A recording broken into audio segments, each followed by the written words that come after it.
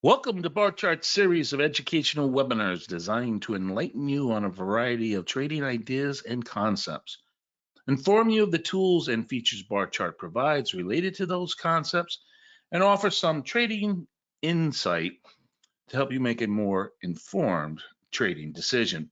Today's subject, Stochastics Unleash, harnessing the momentum trading for success. So the commonly used technical indicator, stochastic, quantifies price as an asset in a relationship to the high and low range of prices over a look-back period, commonly 14 periods. The stochastic oscillator is a price velocity indicator, which looks at the most recent closing price as a percentage of the look-back price range. Stochastics follows the speed of an asset price. Dr. Lane, the creator, believed that changes in momentum preceded changes in velocity, which in turn were changes in direction. Although this lagging indicator may oscillate to alert traders when prices have entered overbought and oversold territories or conditions, often the stochastic oscillator is better served as a secondary or confirmational tool instead of a standalone buy or sell signal generator. Hello, everyone. My name is John Rowland, Bar Chart's head of trading education. As I said in the opening, this price velocity indicator, which I like to call the speedometer of price, is a commonly used technical tool and may be beneficial when recent prices are being prioritized for analysis. However, I believe traders misuse or overestimate its predictive powers. In our session, we'll break down what is %K, %D, the difference between fast and slow, and how to smooth the stochastic's extreme sensitivity to price change of volatility and its numerous false signals.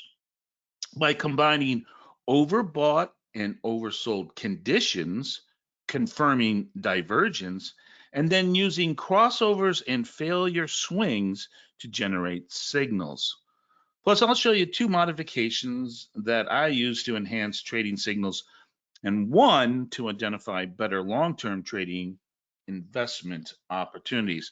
Now, before we get to that, please welcome our moderator and Bar Charts project director, Jean Baker. Hello, Jean. Hi there, John. How are you? I'm doing well. Did you have a nice holiday?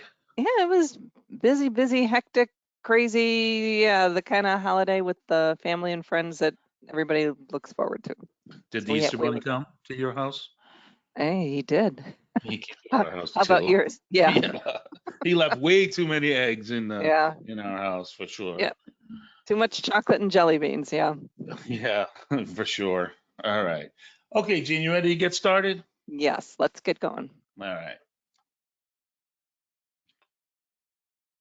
So just a reminder, today's session is for educational purposes only, and decisions to buy, sell, hold, or trade securities, commodities, or any other investment involves risk and best made on the advice of a qualified financial professional. And under no circumstances shall we be liable for any loss or damages that you or anyone incurs as a result of any trading or investment activity that you or anyone engages in based on any information or material you receive through barchart.com and our services. Okay, so where do we get started? So the stochastics is a price velocity indicator, and it's created or developed by Dr. George Lane. Now, Lane believed that during periods of price decreases, daily closing prices tend to accumulate near the extreme lows of the day, and during price increases, price tends to accumulate near the extreme highs of the day. Now, stochastics measures the price of an asset in a percentage relationship to the range of prices, high and lows, over a look back period. Now, when that percentage reaches an extreme, the underlying market conditions are labeled overbought and oversold. Then Lane theorized that changes in velocity of prices preceded price direction. So think about it this way. Stochastic is your asset's speedometer, just like the speedometer in your car. In order to achieve, let's say, a high rate of speed, you got to press down on the gas. Now, as you reach that cruising speed, you let off the gas, but you're still traveling at a high rate of speed. It's not until you take your foot off the gas, momentum change, is it followed by a change in your speed. So stochastics are basically the same thing. It's kind of this speedometer that tells you, is your asset going fast or is it going slow? And it can alert you when somebody is stepping on the gas or letting their foot off the gas. Now, modern scholars have determined that stochastics work much better in range bound, sideways, and channel markets than identifying opportunities in trending markets. And stochastics has a reputation on its own of numerous false signals.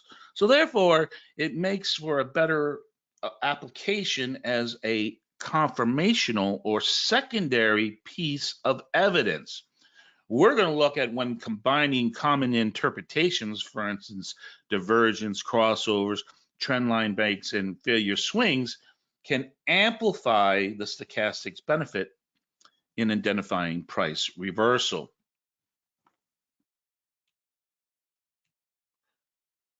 Where am I at? Okay, here we go. So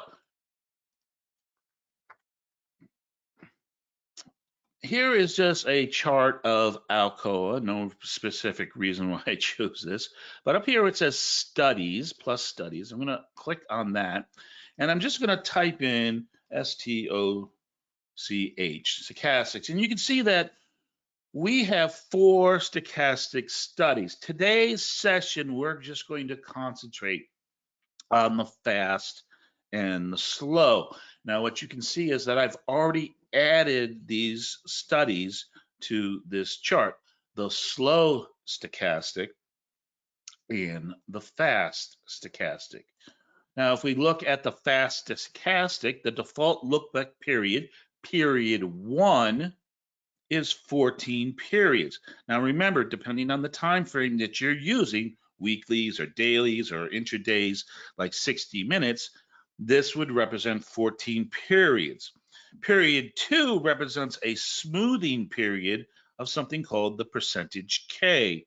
Now that number period default is 3. So a stochastic creates 2 variables, the percent K and the percent D.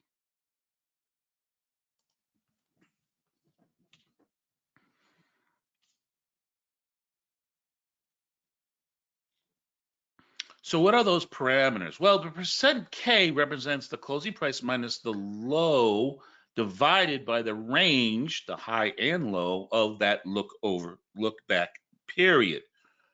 The percent D for the fast stochastic is a smooth 3-day period simple moving average.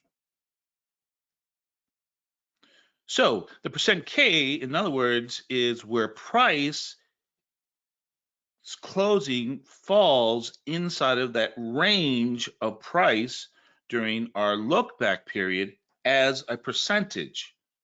And the percent D for a fast stochastic is a smooth average of the percent K. Now, over three periods. So an example of that would be, let's say the last 3 readings for the percent K were 100, 95, and 90. Then a 3-period average for percent D would be 95. A percent D for the slow stochastic smooths the original percent D of our fast stochastic in a 3-period moving average. Now, in other words, a slow stochastic is a doubly smooth moving average. In other words, a moving average of a moving average of the percent K. So why do we do this?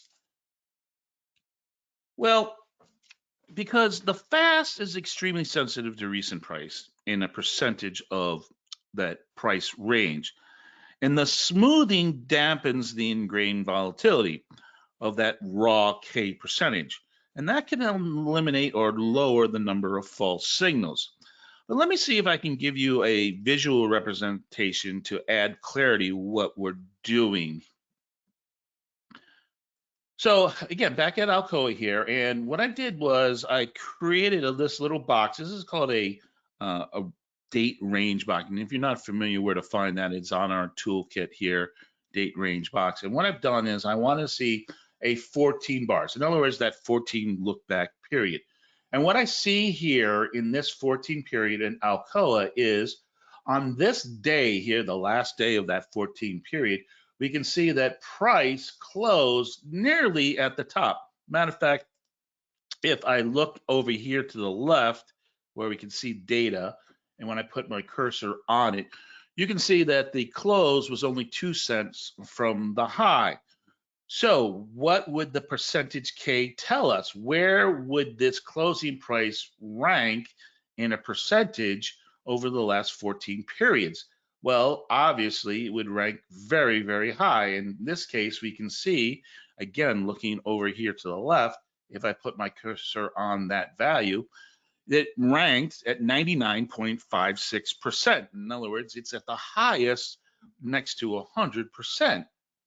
And then the green line here is our percent D, and that is that average over the last 3 periods. So what can we learn from that, or what's some of the things that we can do? So first thing I want to show you is if I go into my stochastics here, my fast stochastics, and I'm looking at those parameters again, what I'm going to do here now is I want to understand that when we make the difference between the fast and the slow. So what I'm going to do here is I'm going to turn off the fast, that fast raw stochastic, and I'm only looking at the smooth 3-day percentage of that fast stochastic. So I'm going to apply that. Now let's look at our slow stochastic. So what are the parameters in our slow stochastic? So again, the same 14 period look back, we're going to smooth that on a 3, right? That percent D, and then we're going to smooth it again for that period 3, that moving average of a moving average. So the percent K for the slow is actually the percent D of the fast. And I know that might seem confusing, but wait, just stick with me. So what I'm going to do is I'm going to turn off that extra smoothing, that moving average of moving average, and I'm going to apply it. And notice what happens. Here is our fast. Here's our slow. This is our fast smoothing, our slow percentage D. And then in our slow, here is our fast, our percentage K. And notice what we see. They are identical. So our fast percentage D is our, our slow percentage D is our fast percentage K of our slow stochastics. Now, what's interesting about this is if we reverse the concept, now I'm only looking at the fast of the fast, that raw stochastic, and I want to look at the slow, that double smoothing of my slow stochastic, and I'm going to apply that. And what do we see? Well, what we see is that notice that the two stochastic lines follow each other, but the fast is erratic and volatile, where the slow is tempered. And that will make a difference to us when we start doing some analysis. A second secondary piece of information that we're going to derive from our stochastics is this concept of overbought and oversold.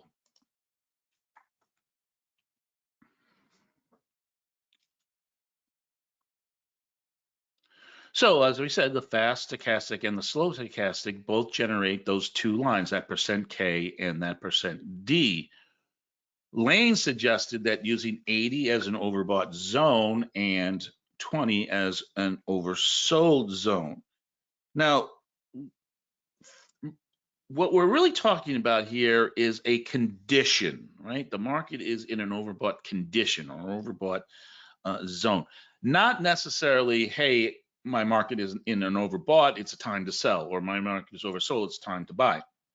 But the conditions are right.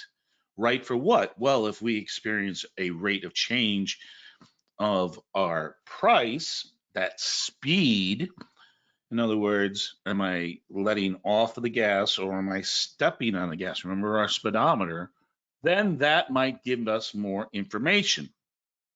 Now, signals can be generated from our overbought and oversold zones when the stochastic leaves the zone and travels towards the midpoint of the stochastic. But we're going to use this concept of overbought and sold conditions to identify those conditions, and then we're going to look at other interpretations for better timing and confirmation.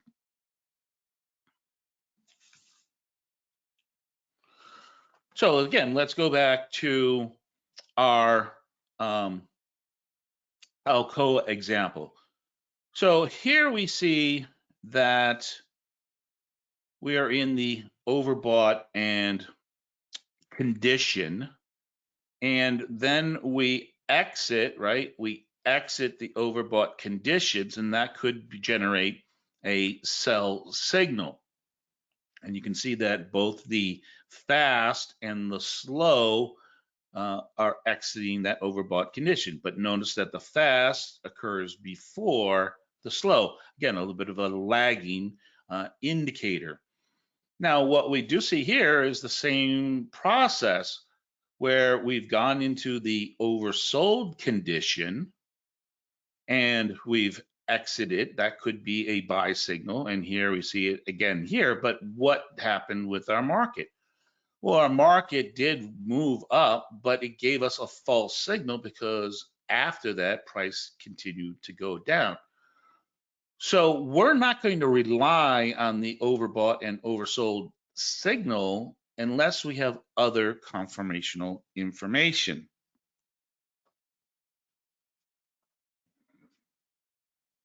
And one of those pieces of information that we're going to look for is something called crossovers. Now, when our stochastic enters that overbought or oversold condition or zone, a signal can be generated when the fast, that percentage K, or that percentage D crosses over the slower stochastic percentage D. And deeper penetrations into overbought and oversold zones can enhance the crossover signal. Now, a more reliable signal occurs when the fast stochastic crosses over the slow stochastic, as the slow stochastic is already moving in the direction of the new trend or the primary trend. Now, let me stop here for a second.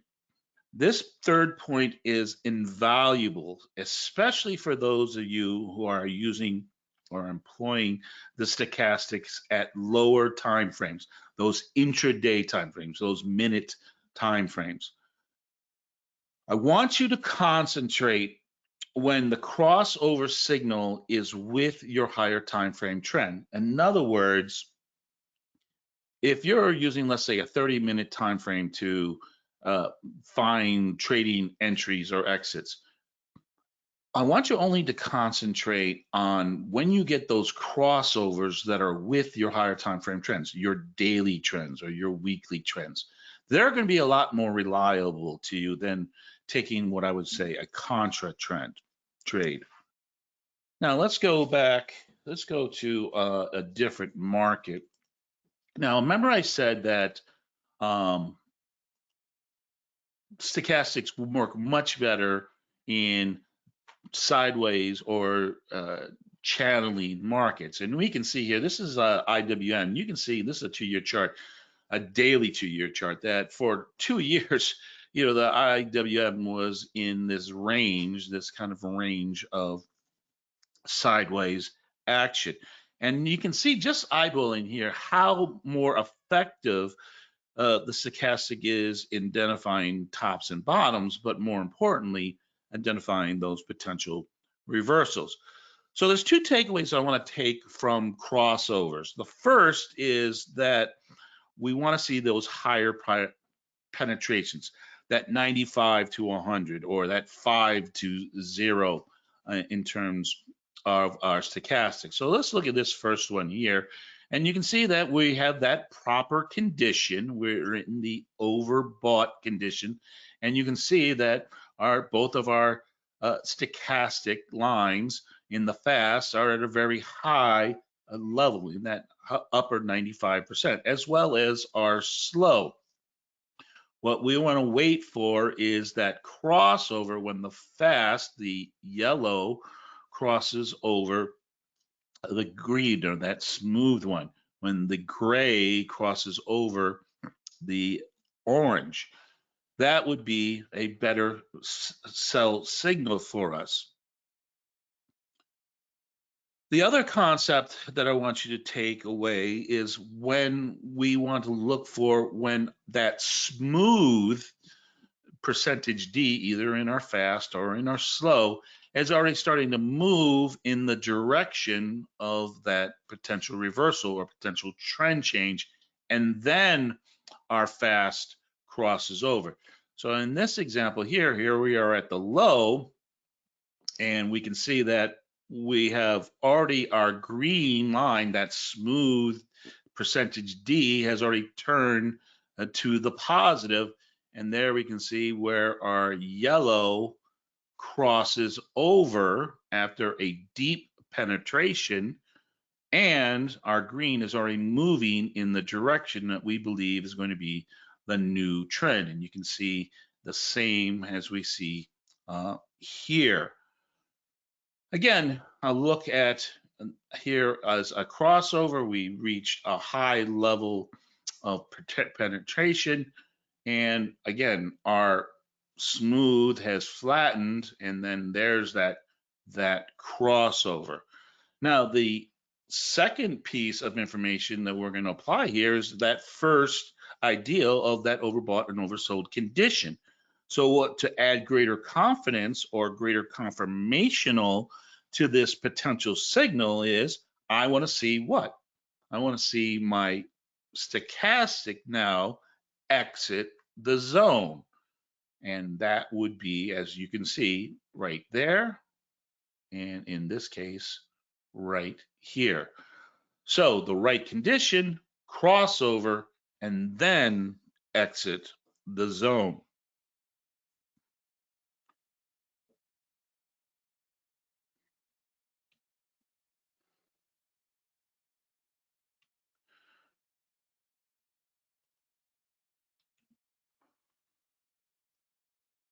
So another common interpretation that we'll find with stochastic is something called divergence. And I believe this is the most important and more reliable of all the common interpretations that I'm going to show to you. So what is divergence? Well, that occurs when the market price continues to move higher or lower at the same time that technical indicators such as an oscillator, i.e. our stochastic, fails to move higher or lower during the same period. That is a warning that the current price trend may weaken and that sometimes leads to price changing direction. So I'm going to give you a caveat though here on this one.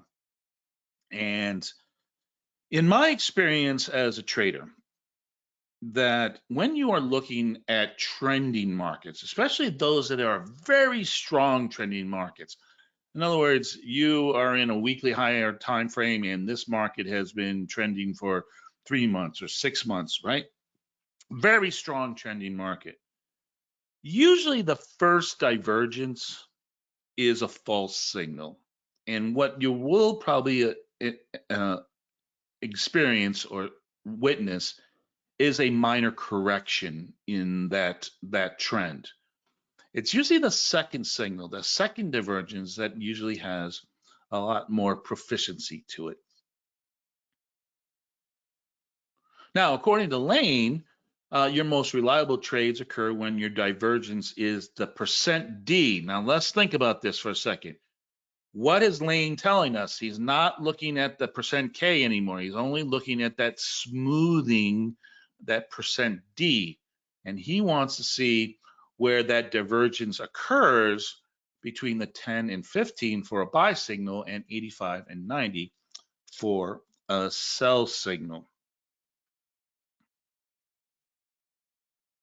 Now, positive divergence signals is that when price starts to move higher, when the price moves lower, but the technical indicator moves higher or shows bullish momentum.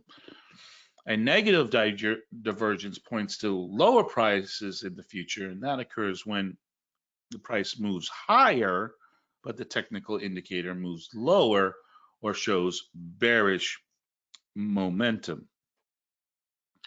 All right, so let's go and look at some examples of that. So let me change this market. So here is TJ Maxx, and again, I just looked at some different markets. I wanted to find some really good, clear examples.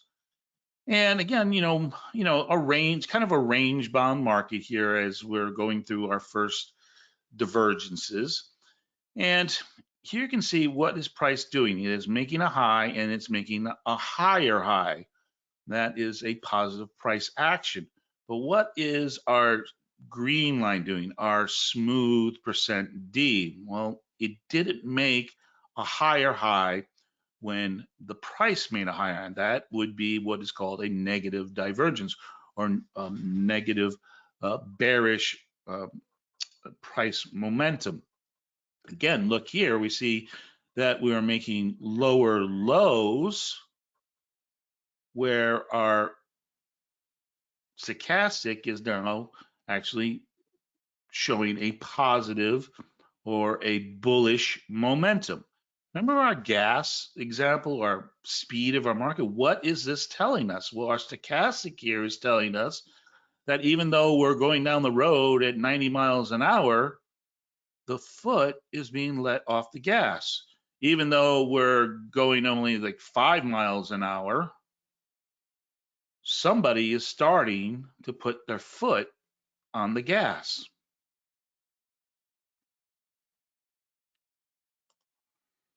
Here's Microsoft.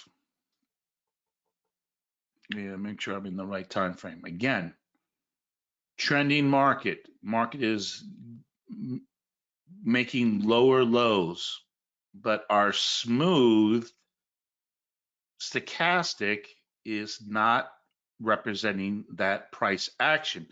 The momentum is actually to the up. The momentum is to the up. So this is a divergence, and this would be an opportunity to look for a long or buy trade. So let's look at this example here. So what do we see? Well, again, let's think about what we've just learned.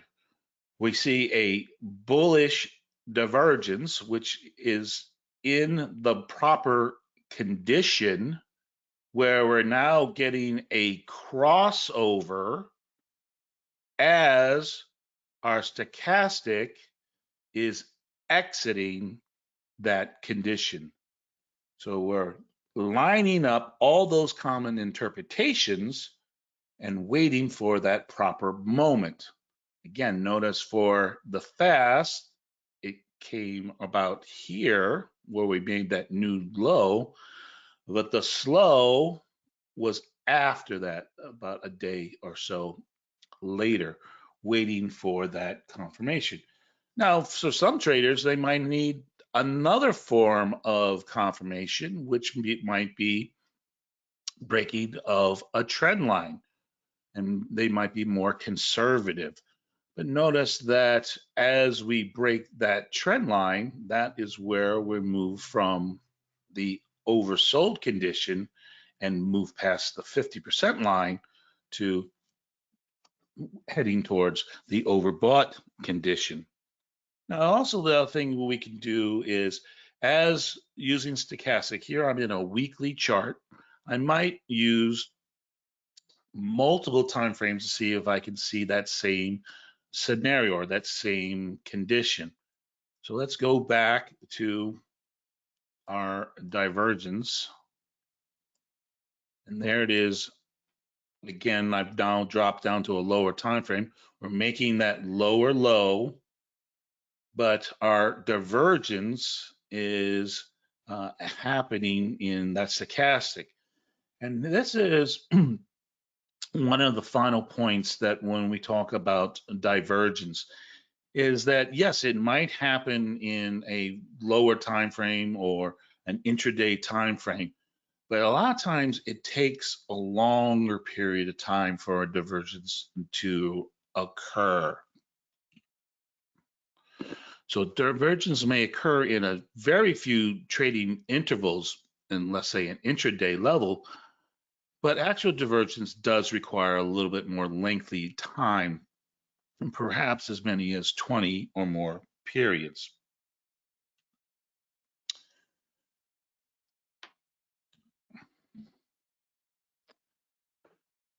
So there's another interpretation for stochastics, and this one is not as common, and this one, if you watched my RSI video, we go a little bit more in depth into this one, and this is called a failure swing. Now, we know that a stochastics can give us that overbought or oversold condition. They tell us that the market is right. And they work best, that signals will work best when we get what is called a failure swing, when that failure swing occurs between our indicator and our security price. So what is a failure swing? Well, after an extended trending action or a prolonged time in that overbought or oversold zone, an exit from that zone or that condition, but a failure to re-enter into the zone, followed by the stochastic returning to penetrate a swing high or swing low, confirms what is called a failure swing. And once that is complete, then price action should follow. So let me give you a visual representation of that. So this is Apple. So what we said, after a prolonged trend or a long time in the overbought, here's the overbought condition, what do we see? Well, what we see here is that our stochastic comes out of the overbought condition, makes a low, a swing low, and then fails to regain the overbought condition. And then when the stochastic breaks the swing low, that is called a failure swing. And that would generate, in this case, a sell signal right about there, which would be this, this bar right there. Now, I think in this scenario, and this is really why I think stochastic is a better secondary tool than a generating tool, is what is the stochastic is doing here is it's really just kind of identifying what I've already seen, right? So think of this, is the stochastic ahead of the curve here, or is this confirming what I'm seeing?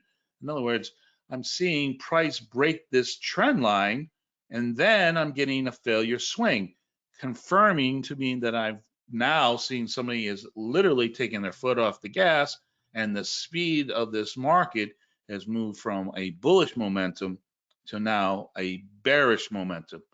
And you can see here on the slow as well that falls out of the zone, makes that swing low, fails to get back into the overbought condition, and then generates that sell signal. Now, again, notice in this rally up here, how many times did we get a crossover and fall out of the overbought condition? One of the two, or two of the three or four interpretations that we just walked over, but they gave a lot of false signals as that market trend continues. So we want to see that additional information, that failure swing. But notice what also is happening in this failure swing. What do you see? What other condition or confirmational information do we see? Yeah, a divergence, right? And what did we say? A lot of times the first divergence is just a minor correction. It's the second divergence that creates that opportunity.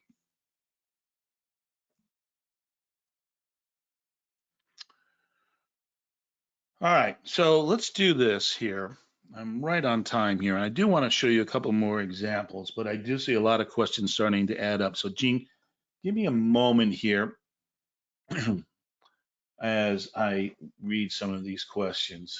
Okay, and while John is reading through the questions that you've sent through, I'm just going to remind everybody that we have 3 different levels of membership on barchart.com.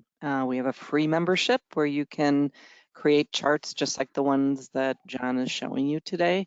We also have a Bar Chart Plus and a Bar Chart Premier membership, which offer a ton of additional features and benefits to you. One of them is that you can create and save multiple chart templates, including those with stochastics on them. So if you're interested in a free trial, we do offer those, free 30-day trial to either of those Bar Chart Plus or Premier products.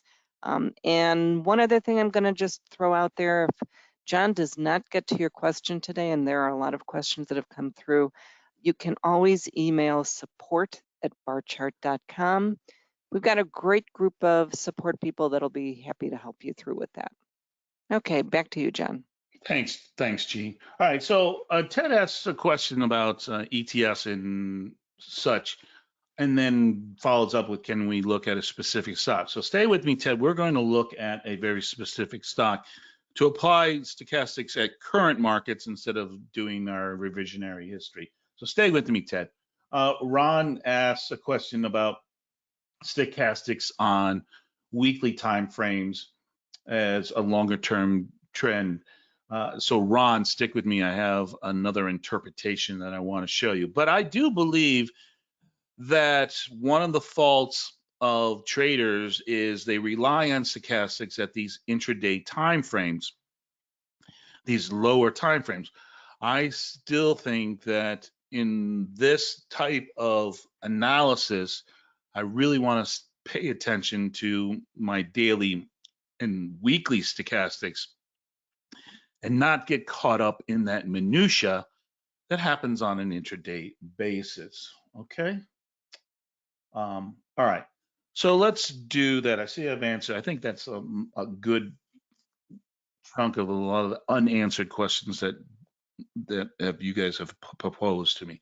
All right. So let's go to Ted's example. Who wants to look at, and this is kind of really Ted's and Ron's. We're going to weave these two together. So here's NVIDIA, and very, newsworthy. This stock has been in the market for, in the news for quite some time, and we all know, the background on this one. This one has, gone up something like 400% in the last two and a half years. So we know this is a trending market, right? All right, so what I've done here is I've gone to a weekly chart. This is a 3-year weekly chart. And let's do a multiple time frame analysis using our stochastics to see if our stochastics can give us some potential clues of what might happen with NVIDIA. So first of all, what do we see? Well, again, remember, we want to find the right conditions, right? So are we in the overbought condition for our weekly time frame? Yes. Now, we did mention that we want to kind of look for our divergences, right? That is one of our most important. And what did we say? That in strong trending markets, that first divergence, which we can see here, the market is making higher highs, but our stochastic here is not. That our first divergence after a long trending market is usually a minor correction.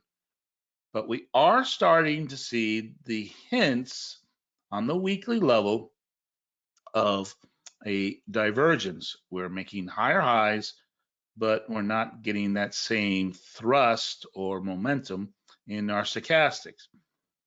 What was the other thing we wanted to look for? Well, we wanted to look for those crossovers, particularly those crossovers that occur as our smoothing indicator is trending in the direction that we think the market is going to go. So we got a little bit of a deep penetration crossover here, and again another one, but our smoothing one is flattened.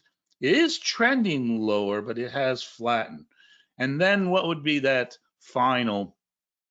We want to see us exit that overbought and oversold condition. Now, are we there at the weekly level? No, we're not there, but we are seeing a slight divergence, and we have that crossover in our overbought and sold condition.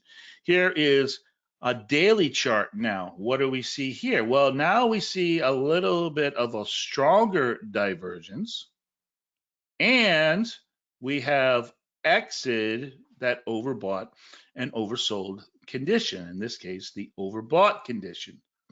As we've exited, we fell, made a swing low, and then failed to re-enter that overbought condition.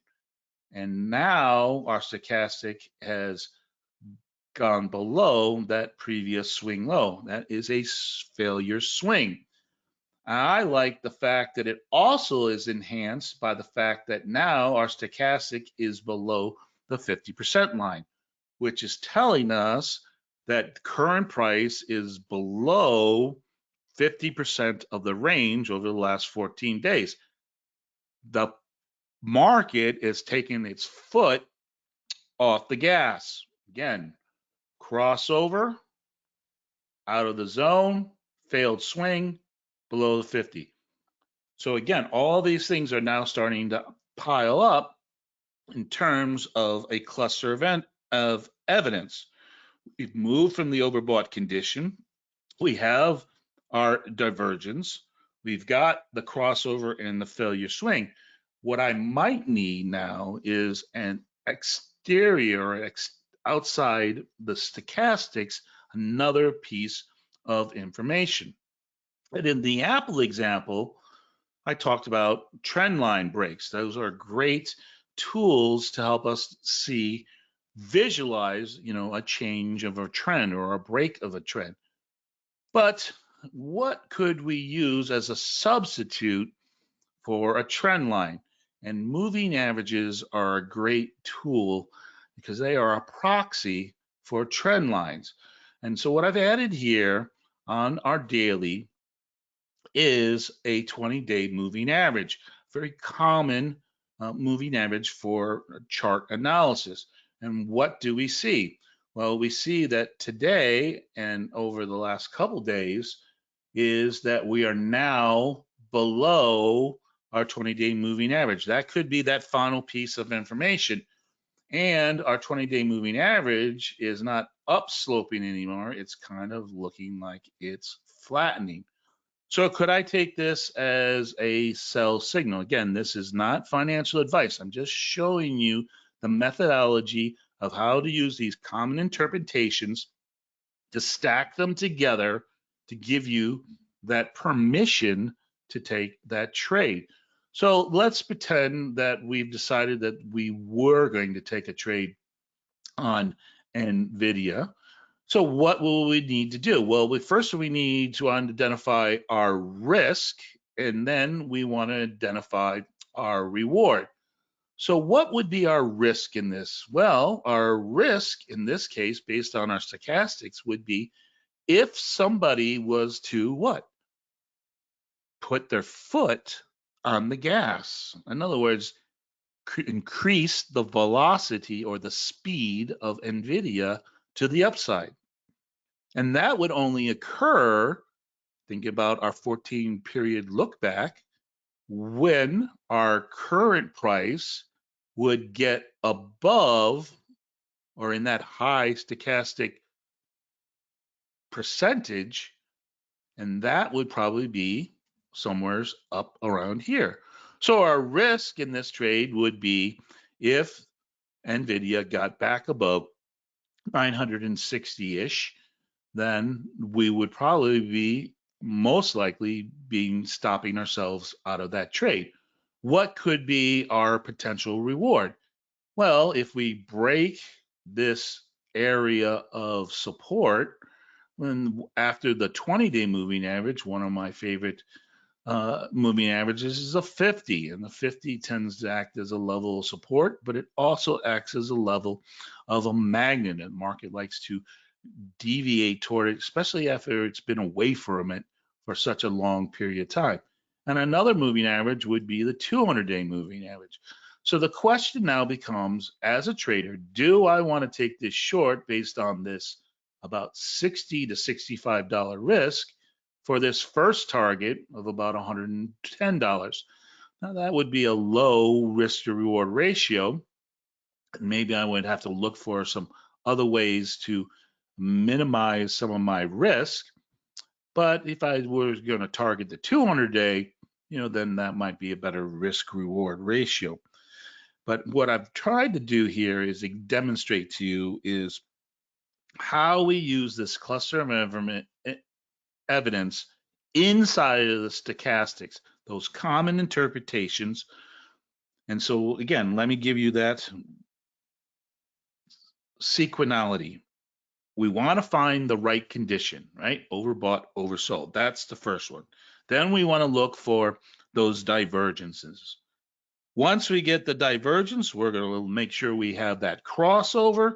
And inside that crossover, can we find that failure swing where we go outside of the condition and fail to get back into it?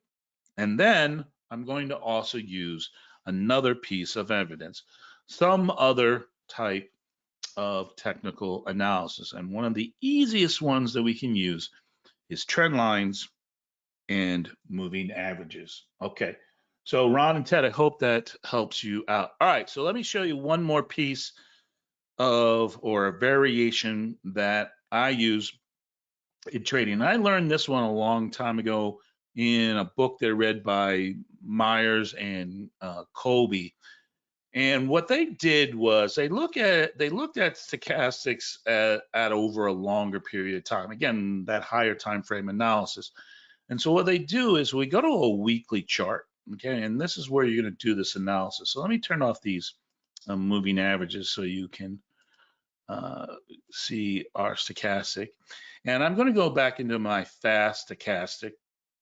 What I'm going to do here is I'm going to change my look back period from 14 to 39. And again, remember, we're looking at a weekly chart, so we're looking at a 39-week period, look back period. And the rule is very, very simple here. We're just going to look at the fast. So I'm going to turn off the smooth. We're just going to look at the fast. And the rule is, and it's a very easy rule, is that when the stochastic crosses the 50 line, that is a buy signal. And when it, from below to above, when it crosses from above below, that is a sell signal. Very, very easy rule. So you can see that for NVIDIA, it gave us that buy signal back here. Well, again, think about that extra piece of information. Well, what happened as it broke above the 50 line, right about here. What also broke out of this inverted head and shoulder, that neckline.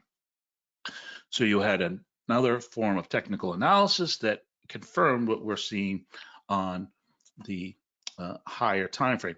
Now let me go back to Microsoft, and this is really what I think is kind of put this again home. So I'm going to change my stochastic to 39.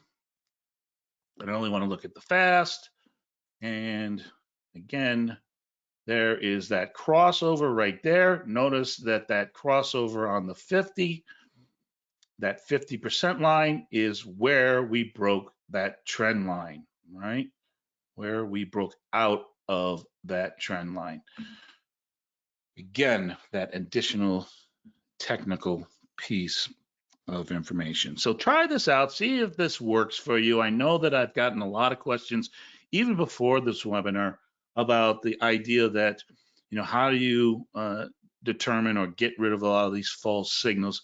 And again, don't rely on stochastic as a standalone. Use this sequentiality or these clusters of evidence to help you with your decision-making process. So the takeaway here is the stochastic indicator is a price velocity indicator, right? It can identify areas of overbought or oversold. It's very sensitive to the current price action. So in other words, if I'm looking at a price range and then I'm looking at a zoom in a 1-day price or one price action, then this might be a better tool. It assumes that the price will gravitate at higher or lower ends of the range during those price extremes, and that when it changes, that is the potential for change in our direction. Remember, our car, our speedometer, right? Velocity may slow as you lift your foot off the gas, yet the car will still be traveling at that high rate of speed. We can stay in the overbought or oversold condition for a long period of times. What we want to see is when we take our foot off the gas in the overbought, or we see somebody put their foot on the gas in the oversold. So the value of the stochastic indicator may be commonly overestimated by most traders, especially in trending markets. However, if we use that sequentiality, crossovers, divergence, and failure swings, then that will enhance our buy and sell signals, especially in those range bound markets. Okay. So as Gina was talking before about all those benefits of being able to save tools and save analysis, and that is part of being a plus or premium member. And again, I would encourage you to try out our site on a 30-day free trial basis, and you can do all of those cool little things that the plus and premium membership allows you to do. All right, next week we're going to talk about moving averages and what else do I want to talk about? Again, if I didn't answer your questions, I apologize. Send them to support@barchart.com. We'll get those answers for you. And those of you that are asking about, is this recorded? We have an archive webinar section under our Learn. And at some point this afternoon, Gina will do us a great favor and put this session up on the archive. It's not there right now.